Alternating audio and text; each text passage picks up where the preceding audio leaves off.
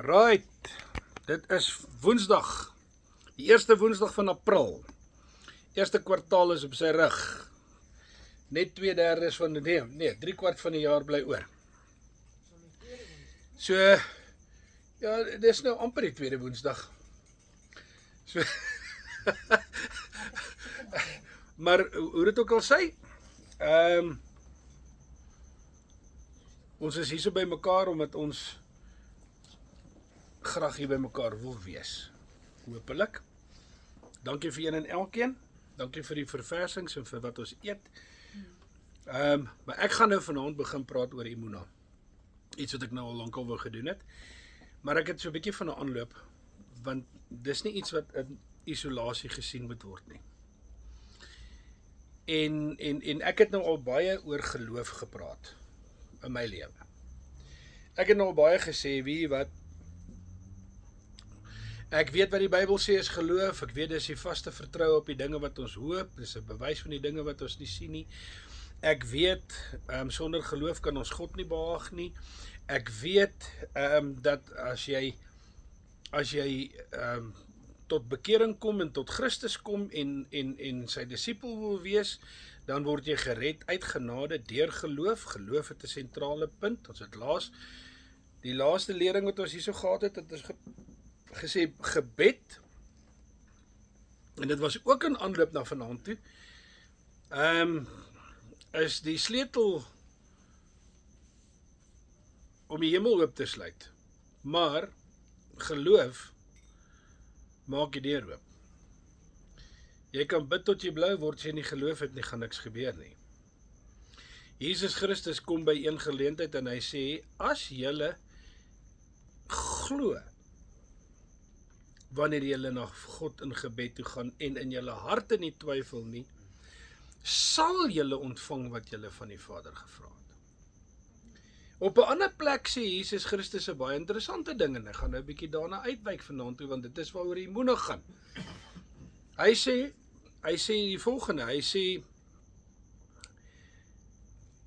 wat julle ook al die Vader in my naam vra, wat julle ook al die Vader in my naam vra, sal die Vader vir julle gee,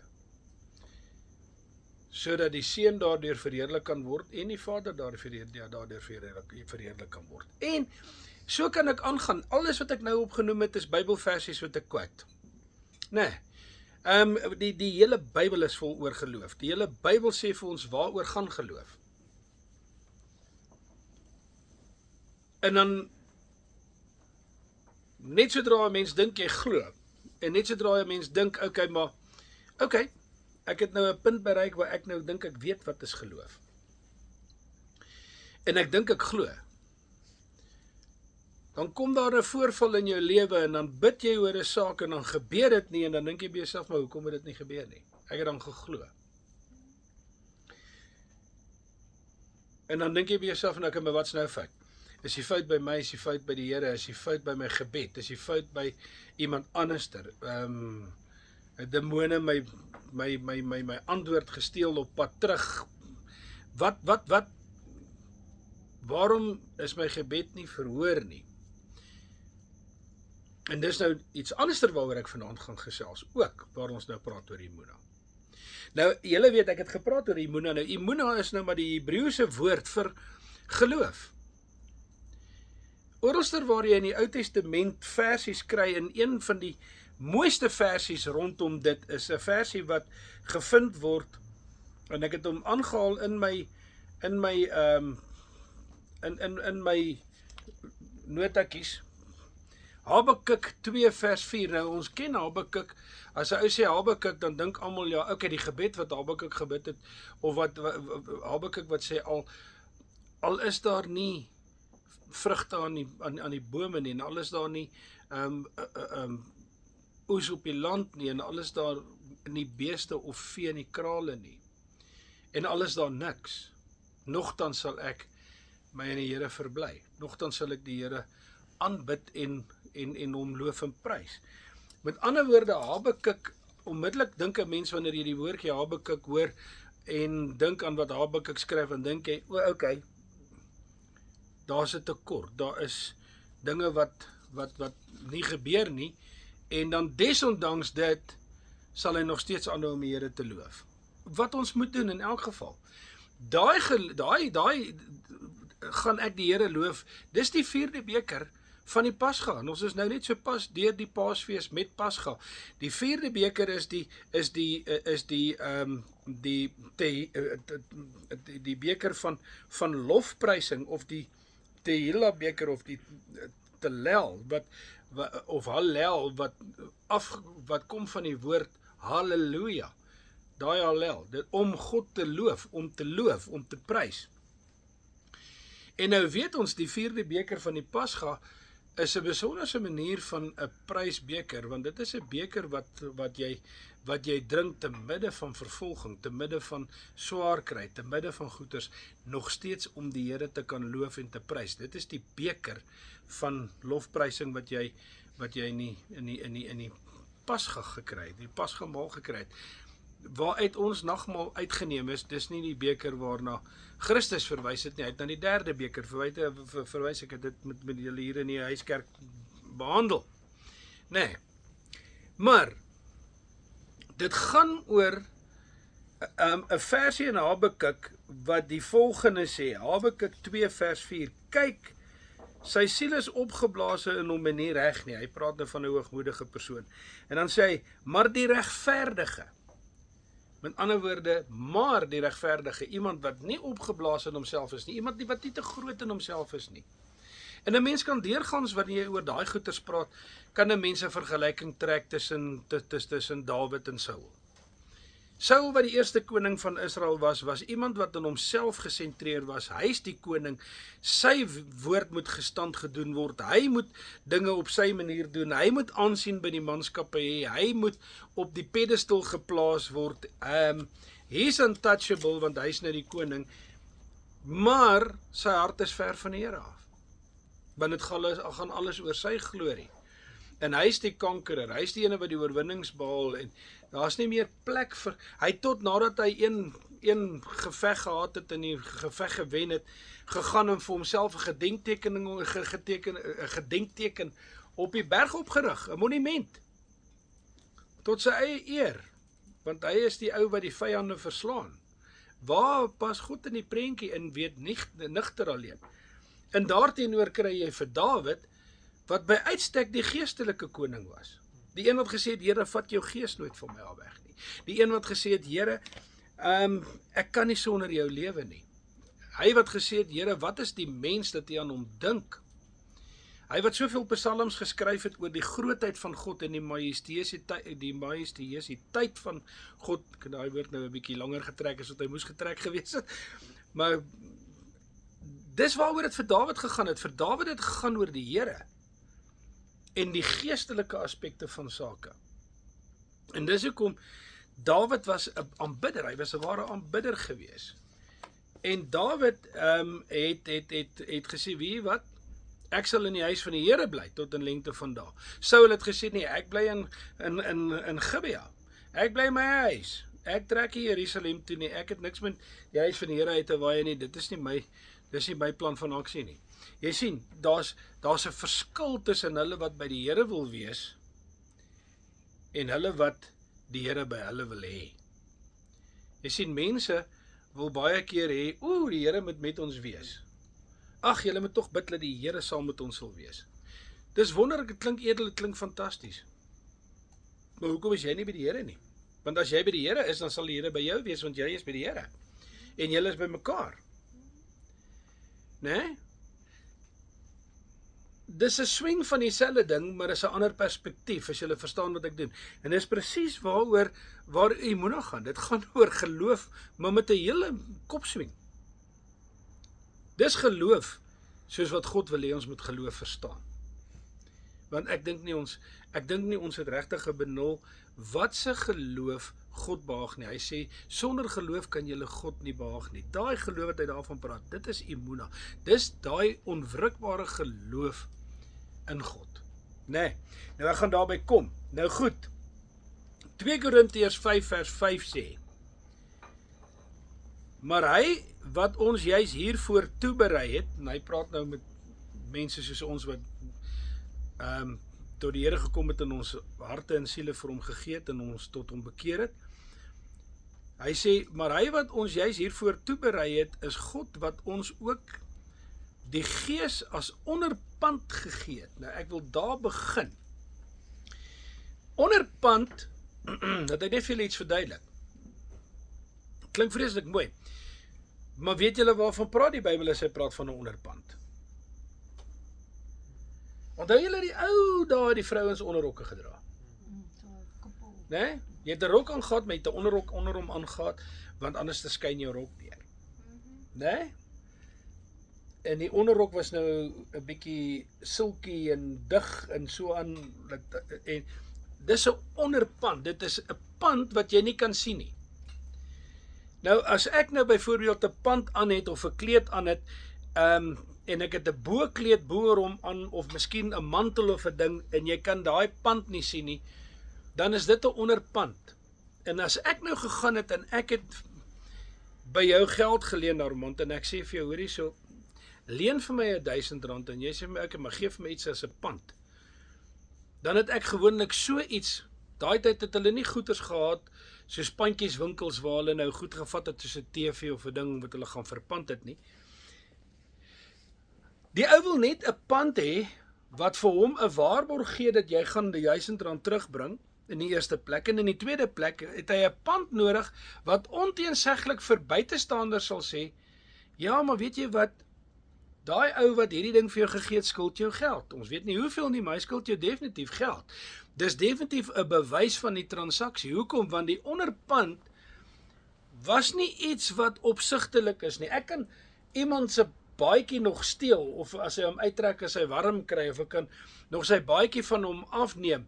Maar die onderpand wat onder is 'n aanduiding dat dit is iets wat vrywilliglik gegee word.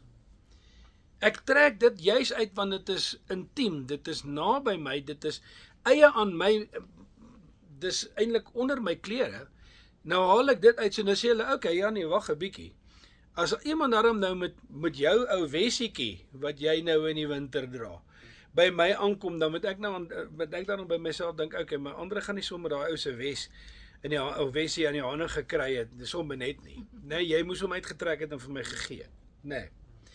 En dis hoekom die onderpand 'n betekenis dra. Dit is iets wat duidelik daarop dui dat dit is vrywilliglik afgegee as 'n pand, as 'n waarborg, as iets wat jy kan hou as sekuriteit. En nou kom die woord van die Here en hy sê vir ons wat God se kinders geword het, wat wederbaar is, het die Heilige Gees gekry as onderpand, as waarborg, as bewys dat ons aan God behoort, dat hy ons vrygekoop het, dat ons sy eiendom is. Want dis eintlik waaroor dit gaan hier. Wat is my waarborg? Wat is my waarborg dat, want hier kom geloof in, nee. Dis een ding om te sê, o, ek is 'n kind van die Here. Okay, sê vir my, hoekom sê jy so? Show me. Waar is jou bewys? Jy sê jy is 'n kind van die Here, bewys vir my jy is 'n kind van die Here. Nou moet jy 'n pand hê. Jy moet iets hê wat jy by God gekry het, as bevestiging en waarborg en teken of pand wat jy het, wat sê, ek behoort aan die Here, hy het my gekoop, en hier is my bewys. En daai bewys is die Heilige Gees. Hy het vir ons die Heilige Gees gegee as die onderpand.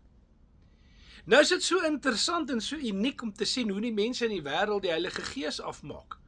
Ag nee, maar dit was vir daai dae toe die klomp disippels op aarde geloop het, dis nie vir vandag nie. En as jy met hulle begin praat en teologies begin praat oor die Heilige Gees, dan word daar vir jou gesê, ja, maar ons het die Heilige Gees van geboorte af, God het sy Gees vir ons gegee, want sonder sy Gees kan ons nie lewe nie, want hulle allerlei teologiese verduidelikings oor die Heilige Gees. Maar ek het vanaand vir hulle imuna slegte nuus. as ek die woord van die Here onwrikbaar wil glo, as waaragtig en betroubaar in die woord van God, dan moet ek vir myself sê, dis eers iets wat vir my gegee word, wanneer ek sy eiendom word. En hoe word ek sy eiendom? Hier is die tweede ding, ons het al hierdie goeders al in hierdie huiskerkie so al aangeraak, dis hoekom ek so mal is oor huiskerk, want dit gee 'n mens 'n baie breër agtergrond en nie net kort preekies oor sekere onderwerpe nie. Hoe sê die woord van die Here, wat sê die woord van die Here, doen God om my sy eiendom te maak? Hy? Nee, geloof is nou by my, ek kom na hom toe in geloof, ek glo dat God is, ek glo dat hy 'n beloner is van die wat hom soek, dis een van die ander versies oor geloof, maar wat doen God om vir homself, as God te sê, Armand is myne? Hy? Nee. Ek is bly julle dink, maar ek gaan vir julle die antwoord gee. Hy seël ons. Ons het dit bespreek. Hy verseël ons deur die Heilige Gees, wat die teken daarvan is dat ons sy eiendom geword het. Ek het vir julle die versies genoem.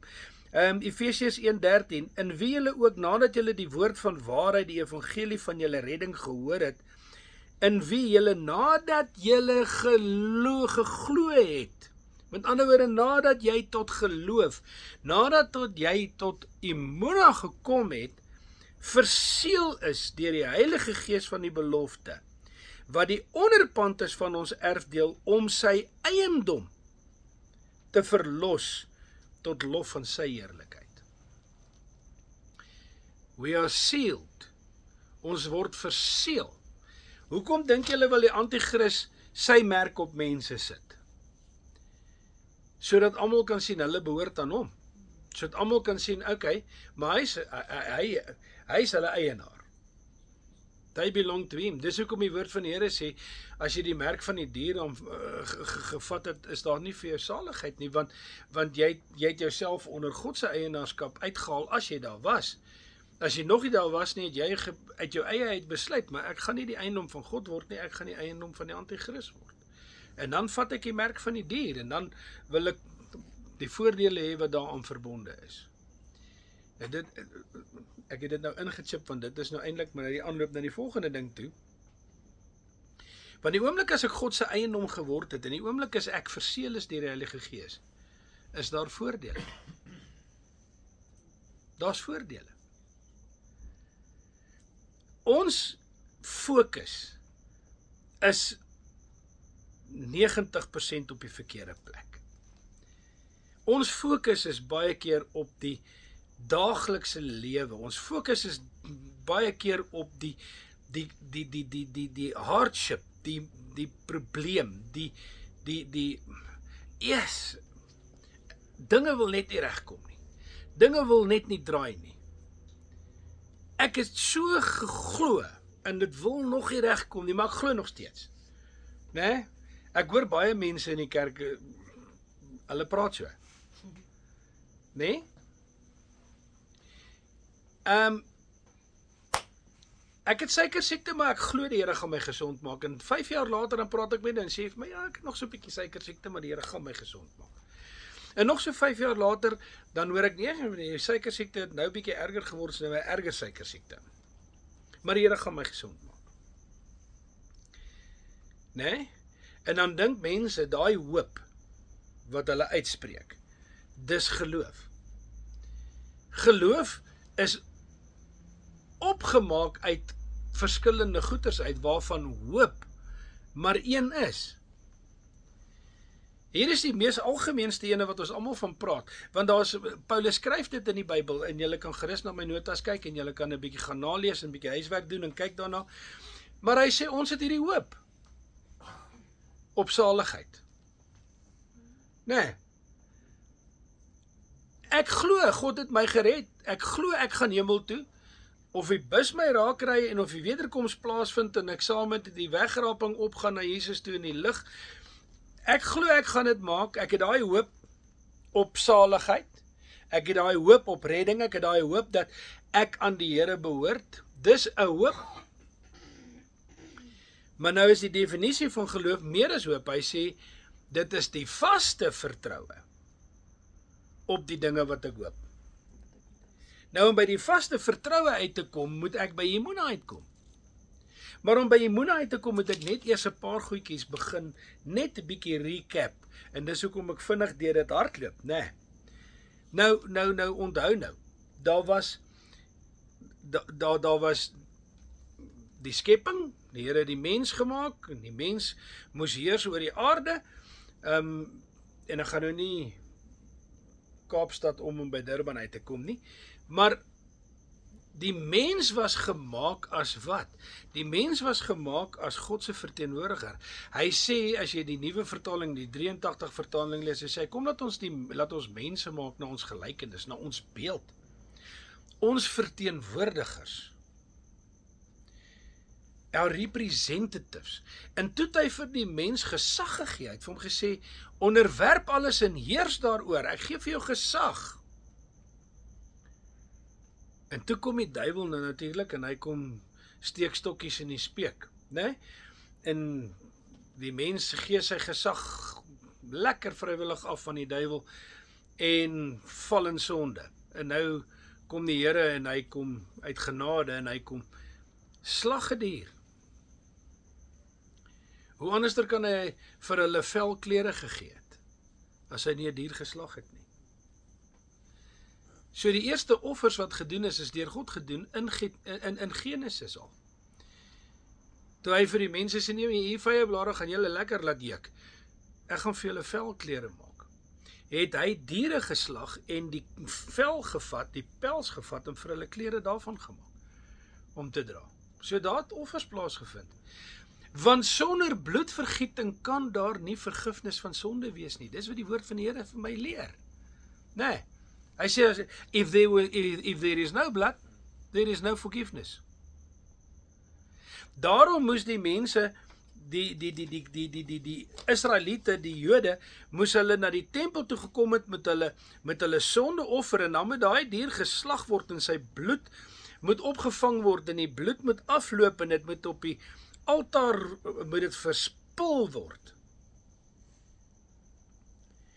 En bloed is noodsaaklik in hierdie hele prentjie. Nou dink mense, nou kom die duiwel met 'n fiery dart of 'n vuurige pyl, en dan sê hy, ja, julle aanbid 'n bloeddorstige God, né?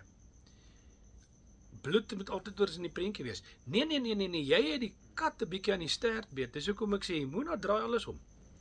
Alles, dis 'n ander perspektief van dieselfde ding. Né? Ons bring nie bloed om God tevrede te stel nie. Die enigste ouens wat bloed bring om hulle gode tevrede te stel, is die ouens wat hulle eersgebore kindertjies gebring het en hulle lewendig geoffer het aan Molek. En hulle kinders verbrand het. Hulle het daai offer gebring vir 'n dooie God wat niks kan gee nie, en hy kan net vat. En ook nie regtig eers nie, maar dit word net aan hom geoffer in die waansin dat hierdie God my vrugbaar gaan doen en hierdie God my gaan bless. God het nie vir my gevra om 'n bloedoffer te bring nie. God het vir my bloed gegee en gesê, ek gee vir jou die bloed waardeur jy verlossing kan kry. Die eerste offers wat gebring is deur God gedoen. Hy het die bloed laat vloei. Die mens het nie in sy wysheid gedink, okay, nou gaan ek 'n dier slag en ek gaan die bloed vat en ek gaan na die Here toe gaan met 'n offer nie. Nee, God het vir hom gesê, hierdie bloed is dit wat atonement bring. Dit is dit wat aanvaarding bring by God. Dit is dit wat vir God aanvaarbaar is om jou sondes te vergewe. En dis hoekom die woord van die Here op 'n stadium sê, die bloed van stiere en bokke, die sondes was so baie, dat die bloed van stiere en bokke nie meer genoeg en voldoende was nie. Daarom, op die volmaaktheid van tyd, het God geweet, gaan hy die volmaakte offer stuur, met die volmaakte bloed. Weer bloed wat nie van mense afgekom het na God toe nie, maar van God afgekom het na die mense toe. Want Christus en die Vader is een, sê die skrif. Dis 'n drie-enige God, en Jesus sê, as julle my gesien het, het julle my Pa gesien, en as julle my Pa gesien het, het julle my gesien, want ek en die Vader is een, ons lyk soos mekaar, ons is mekaar. Nee, en nou kom hy en dan sê hy, en hy het sy bloed gegee, as volmaakte offer, vir die sonde van die ganse mensdom. Ons het nie die bloed gevat en as 'n omkoopgeskenk vir God gebring en gesê, okay, nou mag jy nie meer na my sonde kyk nie. God het vir ons Christus se bloed gegee, as 'n offer, om ons sondes van ons af weg te neem. Maar daar is vereistes wat daaraan gekoppel is. En die vereistes daaraan gekoppel is, ek kan nie net so ouke met Jesus 2000 jaar gelede aan 'n kruis gesterf het of wat ook al, is ek nou vry om te sondig soos wat ek wil, want al daai sondes is weggewas deur die bloed van Jesus Christus nie. Nee. As ek my nie bekeer nie, en ek nie my rug op die sonde draai nie, en ek nie Christus volg nie, en ek nie elke dag my kruis opneem en hom volg nie, en ek nie sy disipel word nie, en ek en Christus nie een word nie, is daar vir my geen redding nie, is daar vir my geen verlossing nie, is daar vir my geen ewige lewe nie. Dis hoekom Jesus Christus by die nagmaalstafel in Johannes, hier tussen Johannes 13 en 17, by die nagmaaltafel actually staan en sê, ek is die weg, ek is die waarheid en ek is die lewe. Niemand kom na die Vader behalwe deur my nie. Hy is die enigste manier om met God die Vader versoen te word, is deur Jesus Christus. En daarom sê hy, in my is julle meer as oorwinnaars. Hy sê, ek is die ware wynstok, en julle is die lote, en as julle in my bly, dra julle veel vrug, maar as julle nie in my bly nie, sal julle geen vrug dra nie, inteendeel sal julle niks kan doen nie. Want die lewe kom van Christus af. En nou kom hy en hy sê, as julle in my is julle 'n nuwe skepsel. Die ou dinge het verbygegaan, dit bestaan nie meer nie, dis gone. Jy's 'n nuwe skepsel in Christus Jesus.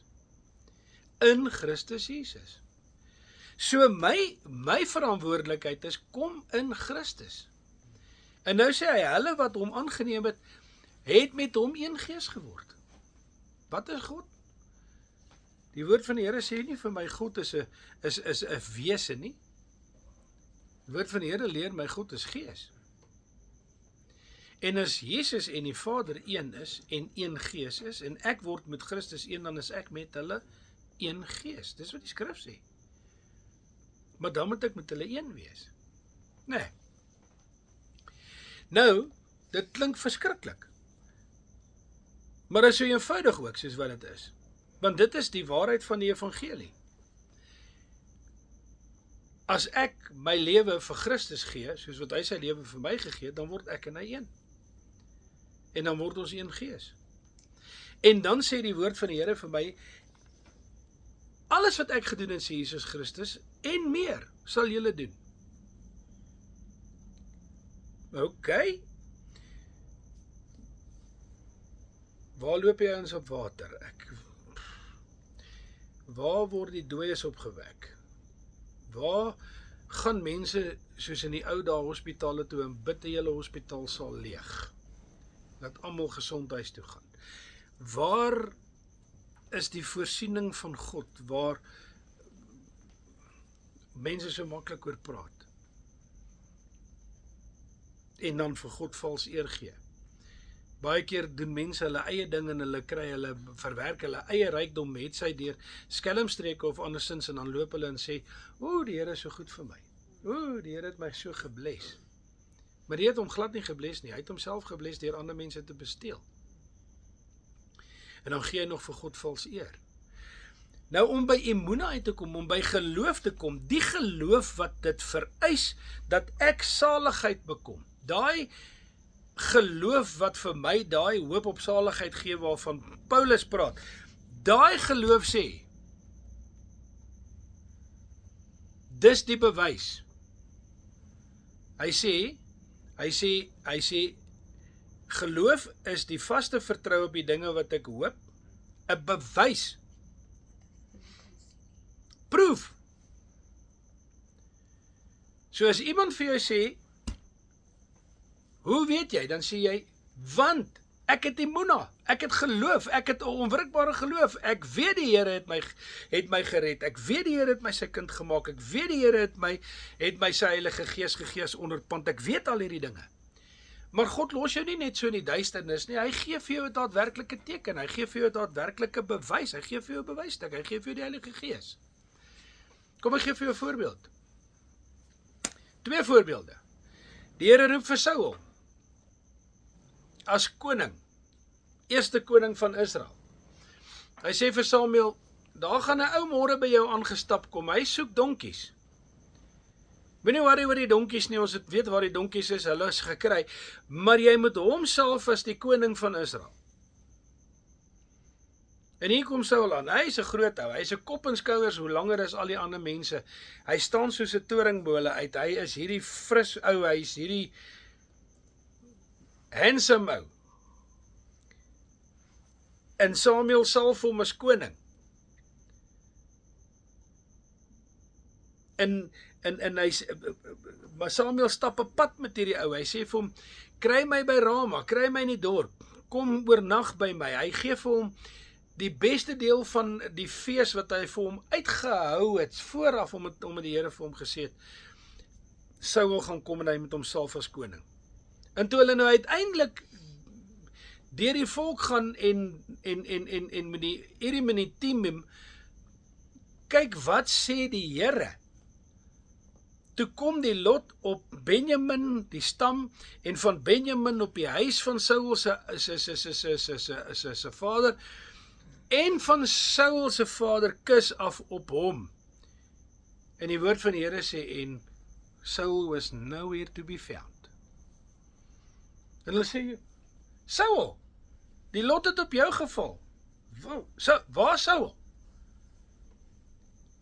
En die Here sê vir Samuel, hy kruip daar aan die kant tussen die potte weg.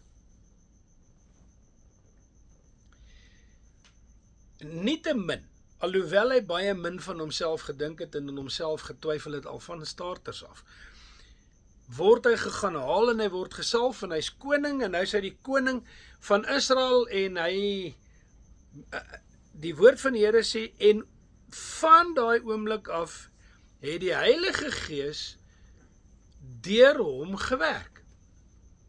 Toe hy tussen die profete seuns kom, toe profeteer hy net soos hulle, toe sê die skrif, toe sê hulle, hy is Saul nou ook onder die profete, dis waar daai skrifte vandaan kom. Nee? Wat het hy gekry? Hy het die teken gekry, dat hy 'n uitverkorene is, dat hy 'n gesalfde is. Hy het die Heilige Gees gekry, wat later van hom gewyk het, omdat hy sy rug op die Here gedraai het, en ongehoorsaam was. Dawid word gesalf as koning, voor sy boeties, wat hom met soveel minagting behandel het toe hulle kinders was. En wat sê die woord van die Here? Nadat hy vir Dawid gesalf het, van daai dag af het die Heilige Gees kragtig deur Dawid gewerk. Watter teken was daar? Die Heilige Gees was daar. Net soos wat God ons uitverkies het en ons sy kinders gemaak het, deur Jesus Christus wat vir ons aan die kruis gesterf het, en hy die Gees vir ons gegee het, as onderpand. En die Gees is nie stilswyend in die agtergrond in die skaduwee nie. Die Gees van die Here, soos wat dit met Dawid was, het kragtig deur Dawid gewerk, het kragtig deur Saul gewerk. Saul is terug na Gibea toe waar sy huis is, en hy's daar besig om te ploeg, en hier kom die ouens aan en kom vertel vir hom, hulle word aangeval. En hierdie ouens kom met mag en mening om Israel aan te vang. En die woord van die Here sê, en die Gees van die Here het vaardig oor Saul geword, en hy het woedend kwaad geword. En gesê, wie is hierdie mense om ons aan te val? Hy het 'n heilige toorn gekry. En hy het net daar en dan die man opgekommandeer en hy het geweet hulle gaan nie vir hom luister nie, so hy moes iets drasties doen. Toe vat hy 2 beeste en hy kap hulle op in stukkies. En hy stuur die hele Israel deur en hy sê, so gaan julle beeste lyk as julle nie kom veg saam met my nie. En al die Israeliete het hulle mos doodgeskrik en hulle het begin, hulle het in hulle hordes opgekom en hulle het gaan oorlog maak en die Here het vir Saul die oorwinning gegee. Nee, kyk na Dawid. Die Heilige Gees het kragtig deur Dawid gewerk. In baie opsigte. Ek het nie eers nodig om dit op te doen nie. Kyk na sy psalms. Kyk wat se pad het hy met die Heilige Gees gestap. Kyk wat se pad het hy met God gestap. Hy's 'n man na God se hart. Hoekom? Omdat hy lief was vir die Heilige Gees en omdat hy by God wou wees. En dis hoekom Dawid nie getwyfel het nie. Dawid het nie gehoop God gaan saam met hom wees in die dal van doodskade wees nie. Hy het gesê, ek sal nie enige onheil vrees nie, al gaan ek in die dal van doodskade wees, ek sal geen onheil vrees nie, want God is by my. Hy het nie gehoop God gaan by hom wees nie, hy het nie gesê, skiet gebekkie, Here, kom tog en wees by my hier in die dal van doodskade. Hy het geweet die Here gaan by hom wees, hoekom? Want hy was by die Here. Hy sê in sy psalm, hy sê, en ek sal in die huis van die Here bly, tot in lengtes van dae. Hy het gesê, Here, vat jou gees nooit van my af weg nie. Hy het gesê, was ons harte nie brandend toe ons op pad was na die huis van die Here toe nie. Hy wil in die teenwoordigheid van die Here gewees het. Hy wil by die Here gewees het. Sy hele lewe spreek van hy wil by die Here gewees het.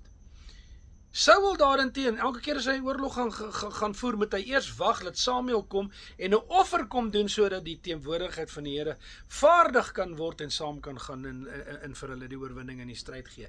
Heeltemal 'n ander prentjie. Heeltemal 'n ander benadering. Maar om te weet dat ek 'n kind van die Here is, om te weet ek is gesalf en geseën deur en geseël deur die Heilige Gees en ek is die eiendom van God, moet ek geloof hê. Ek moet dit glo. Ek moet dit kan glo. Ek moet nie net kan glo nie, ek moet dit eenvoudig glo. Ek moet glo en weet onwrikbaar. Ek behoort aan die Here. Nee. En om daai onwrikbare geloof te hê, is 'n geloof waar daar nie twyfel is nie. Ek wil nie vandag sê ek is 'n kind van die Here en môre wonder of ek ene is nie. Omdat ek nou weer stout was en dinge gedoen het wat ek nie moes gedoen het nie, en nou kom die duiwel met 'n vuurige pyl en sê, jy sê jy's 'n kindjie van liewe Jesus, maar ek watch jou. Kyk wat het jy nou weer aangevang. Nee. Wat sê die skild van geloof? As ek na Efesiërs 6 toe gaan en ek gaan na die wapenrusting wat God ons gee, waarmee ons geestelik moet staande bly teen die aanvalle van die bose, dan sê hy vir jou, en die skild van geloof waarmee jy die vuurige pyle van die bose sal blus. Daai is 'n interessante versie. Yes, daai was 'n interessante versie. Dis 'n versie wat my uit my sokkies uit gebles het. Né? Want weet jy wat sê daai versie eintlik? Ek weet net hier by my notas daarby uitkom.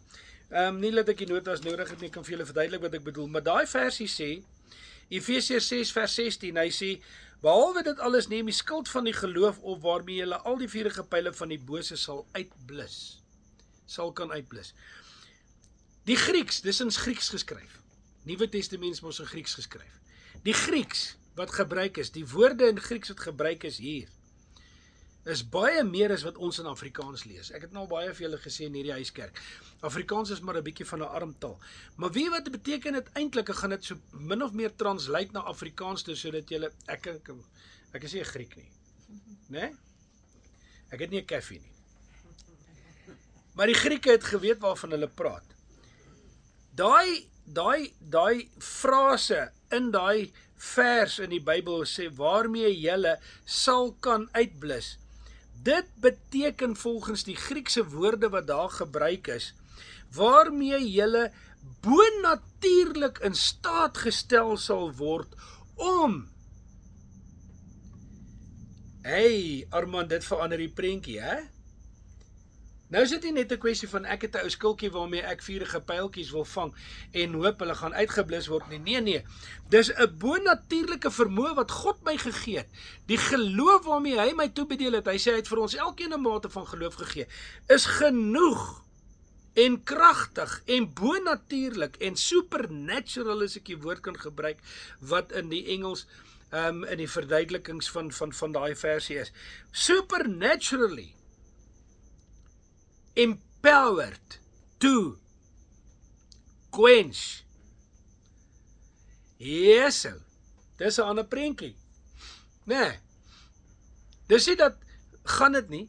Nou laat ek net verduidelik, 'n vuurige pyl, hoekom is die pyle nie gewone pyle nie, hoekom is dit vuurige pyle? Want 'n vuurige pyl het hulle 'n ding aan die punt vasgemaak wat hulle dan gedoop het in een of ander iets so steur wat kan brand, en dan het hulle hom in die boog geskiet, en dan steek hy nou binne in jou skild vas, of wat ook al, en dan brand hy nou daar, en dan brand hy nou sommer jou skild uit jou hand uit ook, of wat ook al, of wat hy ook al tref, steek hy aan die brand. Dit is hoe die tempel blykbaar afgebrand is 70 jaar na Christus.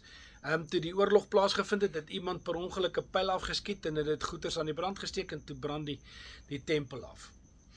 Nee, so by oorlewering, nee, so 'n stukkie geskiedenis so tussen die Bybel deur. Maar die skild van geloof keer nie net die pyl nie. Die skild van geloof blus hom. Hy maak die vuur dood. Nou hier is 'n lekker vuurige pyl.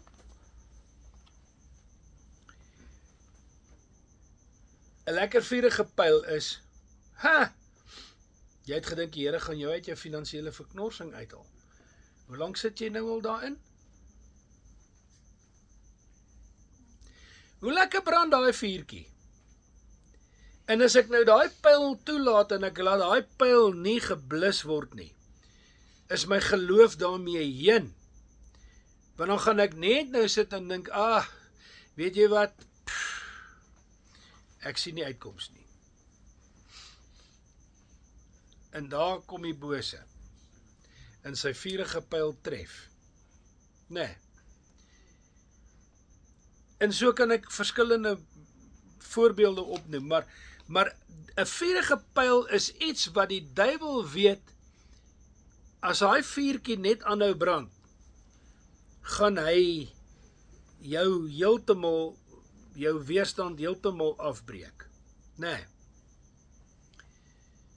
Dis hoekom die woord van die Here sê, die duiwel bou skanse op tussen ons en die kennis van God. Hoekom tussen ons en die kennis van God? Hy wil nie hê ons moet weet wie God is nie. Hy wil nie hê ons moet weet God is in staat om my uit enige moeilikheid uit te red nie. Terwyl God in staat is om ons uit enige omstandigheid uit te red.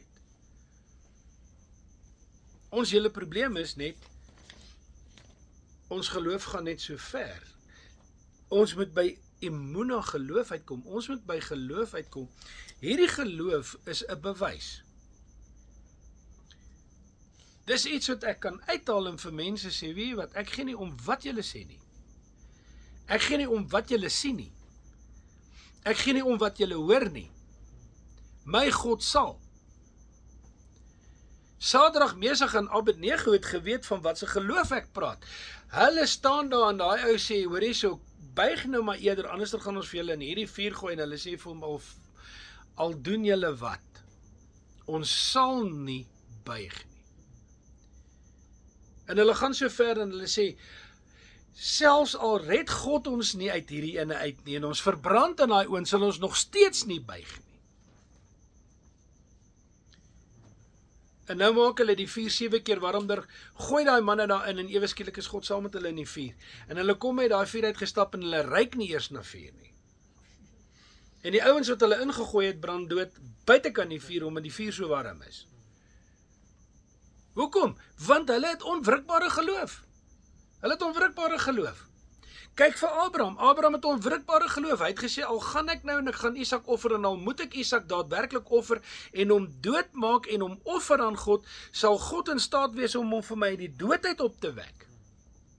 Daarom het hy vir die ouens gesê, bly julle hier, ek en die kind gaan offer, en ons sal weer na julle toe terugkom as ons klaar is. Ons. Hy het nie gesê, en ek sal terugkom, hy het gesê, ons sal. Hoekom? Want hy het geweet en geglo en die vaste wete gehad, God gaan hom nie in die steek laat nie. En weer eens voorsien God die offer en God die bloed. Dis nie bloed wat hy, dis hoekom Isak vir hom sê, pa, maar ek verstaan nou nie mooi nie, hier is die hout en hier is die vuur, maar waar is die offer? En Abraham sê, moenie worry nie my seun, God sal voorsien. Dis immuune geloof.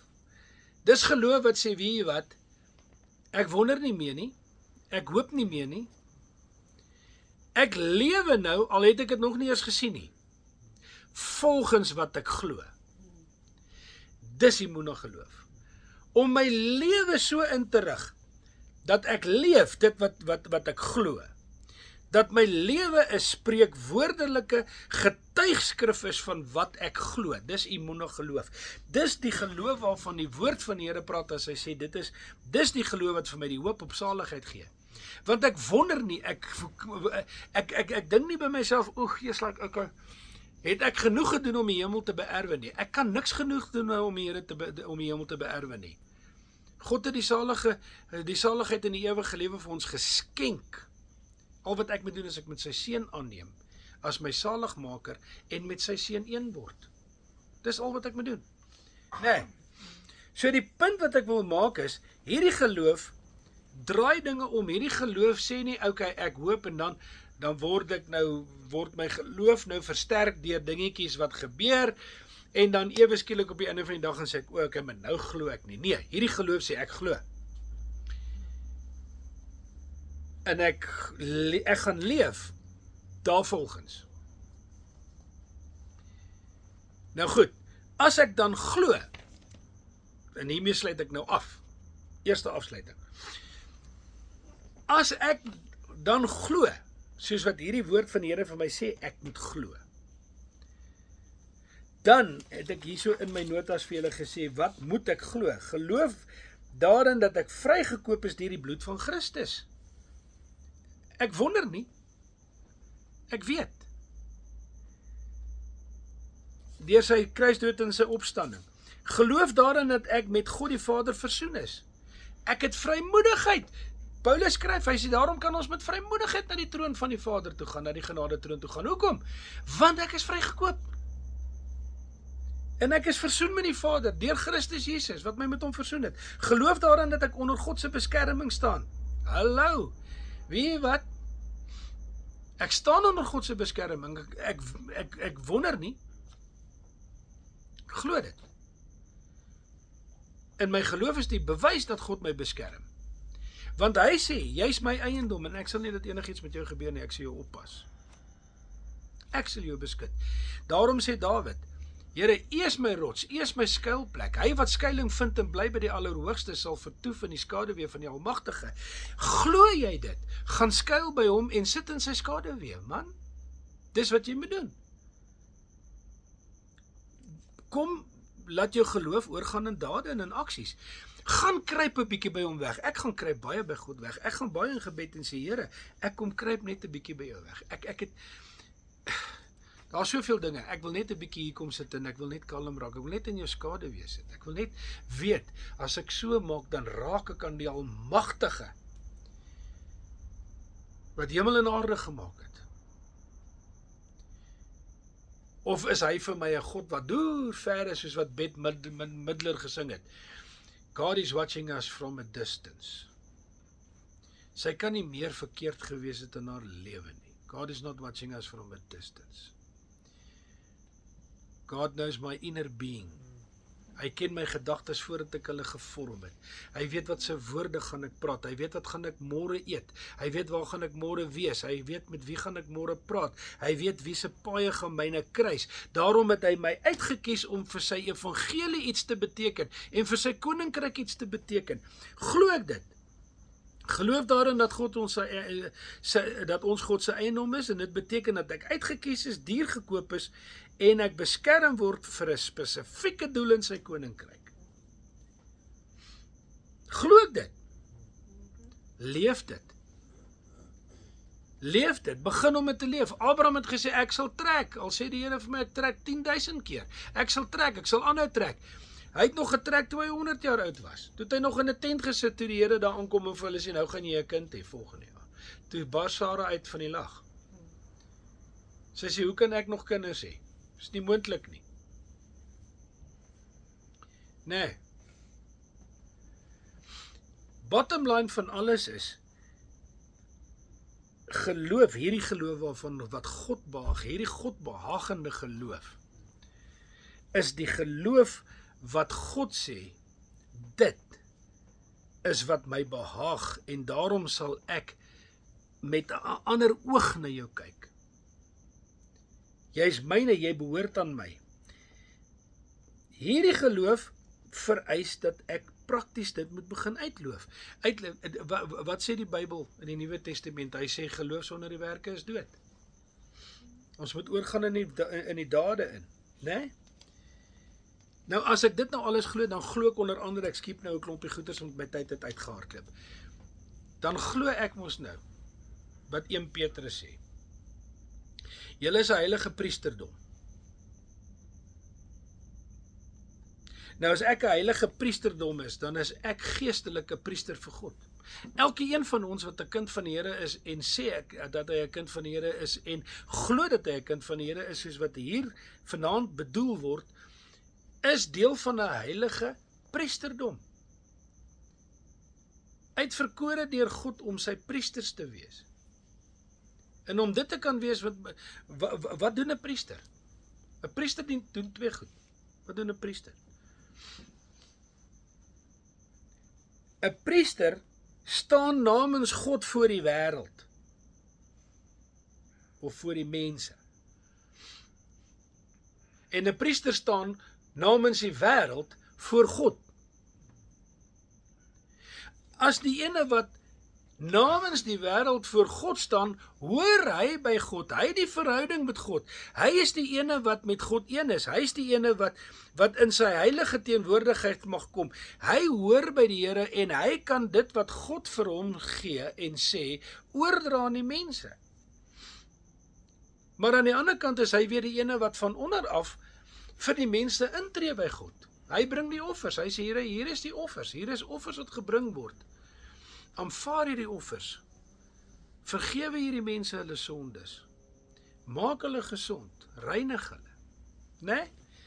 So hy het 'n dubbel funksie, hy verteenwoordig weer soos reg aan die begin, waar God vir Adam en Eva gemaak het en gesê het, hulle is my verteenwoordigers, word jy weer sy verteenwoordiger. En as dit so is, lyk jou lewe elke dag by die werk as jy vir jou priester is?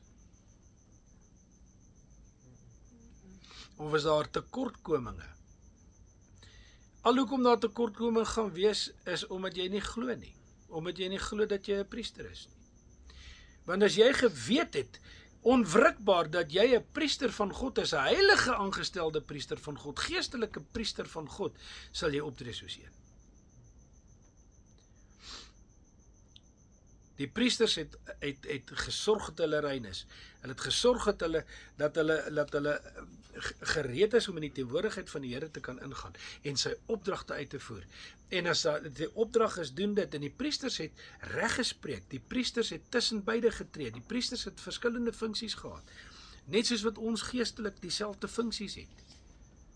En God het ons sy priesters gemaak. Nou is my vraag net, lewe ek my lewe omdat ek glo? Of probeer ek 'n lewe om so in die middel af te sny? Dat ek darm aanvaarbaar is vir die boeties en sissies in die kerk, maar dat ek ook aanvaarbaar is vir my pelle wanneer ons gaan drink. Op watter stoel wil ek nou eintlik hier so sit? If I'm the chosen, as ek die uitverkore kind van God is, as ek sy eiendom is, dan moet ek leef asof ek sy eiendom is. Dan moet as ek by iemand kom en iemand van my sê, "Eers, maar ek voel nie so lekker nie," vir hom sê, "Hey, kan ek vir jou gou bid, want my God maak gesond. Kom ek my hande op jou lê, dat die Here jou gesond maak." En omdat ek glo, sê Markus 16, hulle wat glo, vir hulle sal hierdie tekens volg, hulle sal hulle hande op die siekes lê en hulle sal gesond word. Hoekom word mense nie gesond nie? Want daar is nie geloof nie. Daar is nie hierdie geloof nie. Daar is nie hierdie geloof dat ek weet voor my heilige siel. Kyk vir Petrus. Hy stap na die skone poort, by die skone poort, en hy gaan na die tempel toe om te gaan aanbid, en hierso sit hierdie bedelaar, en die bedelaar sê vir hulle, het julle vir my enige almoes, en hy sê, goud en silwer het ek nie. En toe doen hy net eers gou 'n gebedjie en sê, Here, gaan nou vir hierdie ou bid, maak hom asseblief gesond. Nee. Hy sê wat ek het. Hy het nie gewonder nie. Hy het geweet wat hy het. Hy het geweet wat sy krag het hy. Hy het geweet wat sy autoriteit het hy. Hy het geweet as hy vir hierdie ou sê, staan op en loop, gaan hy opstaan en loop. Hoekom? Want hy het geweet wat hy het. Want emuna is ek weet, ek het die getuienis, ek het die bewys. My geloof in Jesus Christus is my bewys. My geloof wat geverseel is deur die Heilige Gees en die inwonende krag van God se Gees in my lewe is my bewys dat ek aan hom behoort, en dan is al die beloftes in die Bybel myne. Dan sê hy, en jy sal jou hande op hulle lê en hulle sal gesond word, en julle sal kragtige dade doen. Selfs groter dade is wat Christus gedoen het.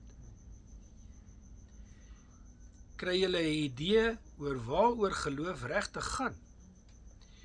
Geloof is nie net hoop nie, geloof is nie net 'n positiewe gedagte nie. Geloof is die wete. Nou hier is 'n ander ding. Ons het baie in hierdie huiskerk gepraat voor wanneer dit goeders gebeur. En dan weet ons, Here het ons almal uitgekies voor die grondlegging van die aarde. Ons weet die Here het ons kundig in ons moederskoot gevorm, voordat ons gebore is. Hy weet presies hoe ek lyk. Hy ken my DNA, hy ken my samestelling, hy ken elke selletjie van my liggaam. Hy weet presies wie ek is.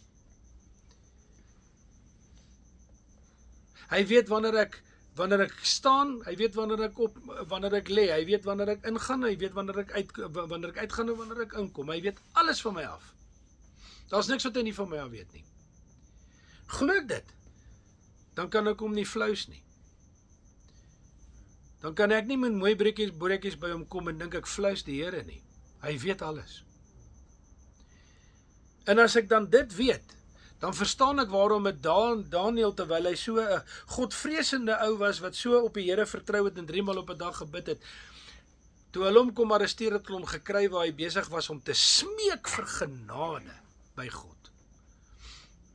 Waar kom ek in? Ek is nie naaste by so toegewyd soos wat Daniel was nie. En tog het die Here my net so lief soos wat hy hom lief gehad het. Want hy is nie die aannemer van die persoon nie. Tog sê die Here, ek het jou lief gehad toe jy ver van my af in sonde was. Hy het my nie gekies toe ek 'n goeie ouetjie was en ek nou sharp is nie. Hy het my gekies toe ek 'n sondaar was. Hy het my geroep toe ek 'n sondaar was. As ek dit glo en ek weet, daarna het ek met God 'n pad begin stap en ek het 'n verhouding met die Almagtige en ek is sy kind en ek is sy eiendom en ek behoort aan hom, dan sê geloof vir my, alles wat in hierdie boek opgeteken is, kan ek doen.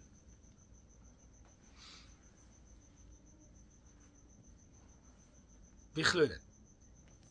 Ek glo dit. So ek sê nou vir jou omstandighede se daas getel. As ons in hierdie situasie waaragtig ons geloof kry om onwrikbaar in God te wees en ons vir God vertrou om vir ons sulke geloof te gee, dan sê ek vir jou, jy sal vir hierdie berg sê, hef jou op en gooi jou in die see en hy sal. Toe die disippels vir die Here sê, Jesus, gee vir ons, leer ons om meer geloof te hê. Kyk, hierdie vyeboom het verdor. Toe sê hy, as julle maar die geloof van 'n mosterdsaadjie het. Dit gaan nie oor die mate van die geloof of hoe groot die geloof is nie, dit gaan oor, is daar geloof? En as daai stukkie onwrikbare geloof daar is dit genoeg om berge te skuif. Dan sal jy vir die probleem sê, wyk en hy sal wyk. Dan sal jy die vyand weerstaan en hy sal van jou wegvlug. Dan sal alles wat in hierdie woord opgeteken is as beloftes, waar word in jou lewe. Okay. Right, fluit, my storie is uit.